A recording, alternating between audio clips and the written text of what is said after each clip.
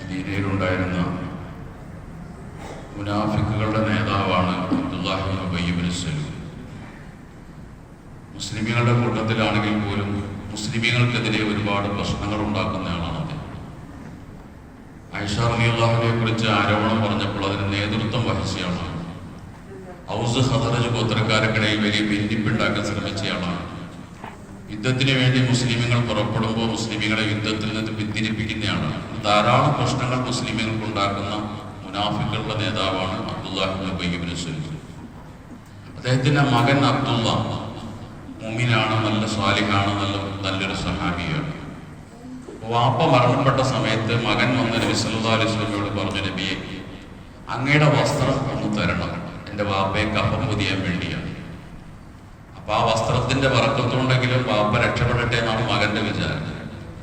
നബി സല്ലല്ലാഹു അലൈഹി വസല്ലം സ്നേഹം കൊണ്ട് അത് കൊടുക്കുകയും ചെയ്തു. അങ്ങയുടെ വസ്ത്രം ഒരു കൊടുത്തു. അങ്ങനെ മുനാഫിക്കായ അബ്ദുല്ലാഹി ഇബ്നു ഉബയ്യിനെ കഫൻ ചെയ്ത ശേഷം മകൻ വന്ന നബിയോട് പറഞ്ഞു, നബിയെ, അങ്ങ് വന്നൊന്ന് നിസ്കരിക്കണം എൻ്റെ വാപ്പാക്ക് വേണ്ടി. അപ്പൊ നബി സല്ലല്ലാഹു അലൈഹി വസല്ലം അതിനും തയ്യാറായി. നിസ്കരിക്കാൻ വേണ്ടി വന്നു. സഫിൽ മുന്നിൽ വന്ന് നിന്നു, ഇമാമായി നിന്നു. ഉമർ റളിയല്ലാഹു അൻഹു പറഞ്ഞു, നബിയെ, അതുസല്ലി അലൈഹി മുനാഫിഖ്, ഈ മുനാഫിക്കിന്റെ മേലാണ് അങ്ങ് നിസ്കരിക്കാൻ തയ്യാറാക്കുന്നത് എന്ന് ഉമർ റളിയല്ലാഹു അൻഹു ചോദിക്കുന്നുണ്ട്. നബി സല്ലല്ലാഹു അലൈഹി വസല്ലം പറഞ്ഞു, ഉമറേ, എനിക്ക് അല്ലാഹു സ്വാതന്ത്ര്യം നൽകിയിട്ടുണ്ട്. നിസ്കരിക്കുകയും ചെയ്യും, നിസ്കരിക്കാതിരിക്കുകയും ചെയ്യും. ഖുർആനിലെ ഒരു ആയത്തിൽ ഇസ്തഗ്ഫിർ ലഹും ഔ ലാ തസ്തഗ്ഫിർ ലഹും വഇൻ തസ്തഗ്ഫിർ ലഹും 70 മറത്തൻ ഫലൻ യഗ്ഫിറുല്ലാഹു ലഹും. ഇവർക്ക് വേണ്ടി താങ്കൾക്ക് പൊറുക്കലിനെ തേടാതിരിക്കാം. 70 പ്രാവശ്യം താങ്കൾ അവർക്ക് വേണ്ടി പൊറുക്കലിനെ തേടിയത് അള്ളാഹു നമുക്ക് പുറത്തു കൊടുക്കാൻ പോകുന്നില്ല എന്നാണ് ആയത്തിൽ. ഈ ആയത്തിൽ നിന്ന് വിശ്വാസം മനസ്സിലാക്കിയത് വേണമെങ്കിൽ നിസ്കരിക്കാതിരിക്കാം എന്നാണ്. അത് അടിസ്ഥാനത്തിലാണ് ഇതിന് നിസ്കരിക്കാൻ തയ്യാറായത്.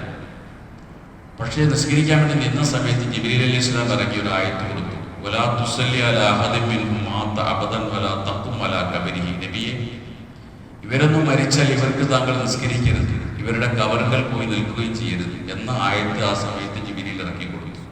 നബി പിന്മാറി, വിശ്വാസം പിന്മാറി. ഉമർ റളിയല്ലാഹു അൻഹു പിന്നെ പറയുന്നുണ്ട്, ഈ ആയത്ത് ഇറങ്ങുന്നതിന് മുമ്പ് നിസ്കരിക്കരുത് എന്ന് ഞാൻ നബിയോട് പറയാൻ ആ കാണിച്ച ധൈര്യം അത് എനിക്ക് എങ്ങനെ കിട്ടിയെന്ന് എനിക്കറിയില്ല.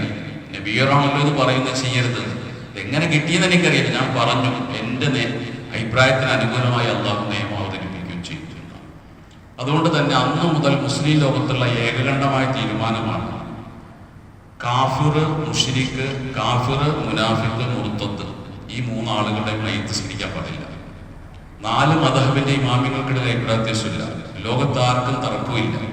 കാഫിർ മരിച്ചാൽ, മുനാഫിഖ് മരിച്ചാൽ, മുർത്തദ് മരിച്ചാൽ മയ്യിത്ത് നിസ്കരിക്കാൻ പാടില്ല. മുസ്ലിം ലോകത്തിന്റെ ഏകകണ്ഠമായ തീരുമാനം അന്ന് മുതൽ ഇന്ന് വരെ ഖിയാമത്ത് നാൾ വരെയുള്ള നിയമമാണ്. അത് മാറ്റാൻ പാടില്ല. ഇനി അങ്ങനെ നിസ്കരിച്ചാൽ 3 നിയമമാണ് ആ വിഷയത്തിലുള്ളത്. ഒരാളൊരു മുർത്തദിന് വേണ്ടി നിസ്കരിച്ചു, അല്ലെങ്കിൽ മുനാഫിക്കിന് വേണ്ടി നിസ്കരിച്ചു. അത് മുനാഫിക്കാണെന്നോ മുർത്തദെന്ന് അറിയാതെ നിസ്കരിച്ചു, അല്ലെങ്കിൽ മുർത്തദാണെന്ന് അറിയാം, പക്ഷെ മുർത്തദിന് വേണ്ടി അല്ലെങ്കിൽ മുനാഫിക്കിന് വേണ്ടി നിസ്കരിക്കൽ ഹറാമാണ്, തെറ്റാണെന്ന് അറിയില്ല. അങ്ങനെ ഒരാൾ നിസ്കരിച്ചാൽ ഈ 2 സാഹചര്യത്തിലാണെങ്കിൽ ഫഹുവ ആസിമുൻ, അവൻ കുറ്റക്കാരനാണ്, ചെയ്തത് ഹറാമാണ്. ഈ രൂപത്തിൽ. ഈ രണ്ടാമത്തെ രൂപം എന്ന് പറയുന്നത് ആള് മുനാഫിക്കാണെന്ന് അറിയാം, അല്ലെങ്കിൽ മുർത്തദാണെന്ന് അറിയാം, കാഫിറാണെന്ന് അറിയാം. പക്ഷെ ഇയാളെ മനസ്സിലാക്കിയിരിക്കും, ഇയാളുടെ വിശ്വാസം ഇങ്ങനെയുള്ളവർക്ക് വേണ്ടി മയ്യിത്ത് നിസ്കരിക്കാം എന്ന് വിശ്വസിച്ചുകൊണ്ടാണ് ചെയ്തതെങ്കിൽ അവൻ ആ ചെയ്തത് ശക്തമായ ഒരു ഹറാമാണ്, കുഫറിനോട് അടുത്ത വലിയൊരു തെറ്റുമാണ്. ഇനി 3ാമത്തെ രൂപം, ഈ മരിച്ചയാൾ മുർത്തദാണ്, കാഫിറാണ്, അല്ലെങ്കിൽ മുനാഫിക്കാണെന്ന് അറിയാം. ഈ 3 ഗണത്തിൽപ്പെട്ട ഒരാളാണ് മരിച്ചിരിക്കുന്നത് മയ്യിത്ത് ഉറപ്പായിട്ട് അറിയാം. നിസ്കരിക്കാൻ പാടില്ല എന്നും അറിയാം. എന്നാലും ഞാൻ നിസ്കരിച്ചിരിക്കും, നിസ്കരിച്ചാൽ എന്താ കുഴപ്പം? ഇങ്ങനെ ശറഈനോട് മത്സരിച്ചുകൊണ്ടാണ് ഒരാൾ നിസ്കരിക്കുന്നെങ്കിൽ ആ നിസ്കരിച്ച സമയത്തോടുകൂടി അയാളെ ദീനുൽ ഇസ്ലാമിൽ നിന്ന് പുറത്തുപോയി, അയാൾ മുർത്തദായി. അല്ലാഹു നമ്മെ